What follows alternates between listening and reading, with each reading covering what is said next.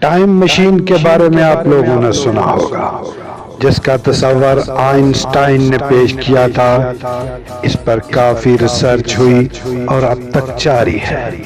اس کا مقصد یہ ہے کہ انسان ماضی میں جا سکے اور مستقبل میں بھی دیکھ سکے، جو ایک طرح سے ناممکن ہے۔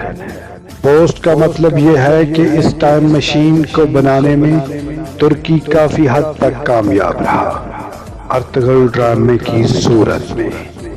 آگے بڑھنے سے پہلے چینل کو سبسکرائب ضرور کیجئے تاکہ جو میں چاہتا ہوں آپ تک پہنچے وہ آپ تک پہنچ سکے۔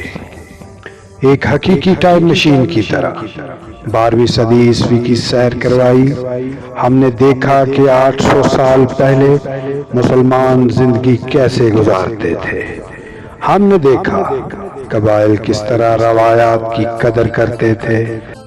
ہم نے دیکھا اس وقت خیموں کی کتنی عجیب فضا تھی۔ ہم نے مجاہد دیکھے، ہم نے شہداء دیکھے، ہم نے ارطغرل دیکھا، ترگت دیکھا، بامسی دیکھا، روشان دیکھا۔ جو ہم نے سنا بھی نہیں تھا اس سے آشنا ہوئے۔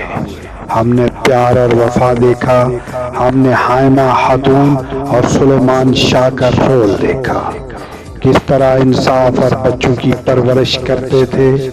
ہم نے اس زمانے کی شادیاں دعوتیں دیکھی۔ ہم نے چنگیز خان کے ظلم دیکھے جو اب تک صرف سننے میں آ رہے تھے۔ ہم نے ہلاکو خان کو دیکھا، براکا خان کو دیکھا۔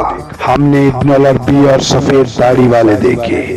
ہم نے مسلمانوں کی جنگی مہارتیں، جال بچھانا اور جال توڑنا دیکھے۔ ہم نے خطوط کے ذریعے پیغامات بھیجنا دیکھا۔ ہم نے وہ زمانہ دیکھ لیا جس زمانے میں موبائل فون اور دیگر نئی ٹیکنالوجی نہیں تھی۔ ہم نے سرداروں کا زمانہ دیکھا، ہم نے سلطان دیکھے۔ یہ ہوتی ہے اصل ٹائم مشین، جو چند ہی ساعتوں میں تابناک ماضی کی سیر کرائے، پھر واپس لا کر اس پر سوچنے پر مجبور کرے۔ ڈرامے کے اختتام پر محسوس کیا جیسے ہم 20ویں صدی سے بہت ہی جلد 12ویں صدی میں منتقل ہو گئے اور اس تابناک ماضی کی سیر کی اور واپس 20ویں صدی میں لوٹ آئے۔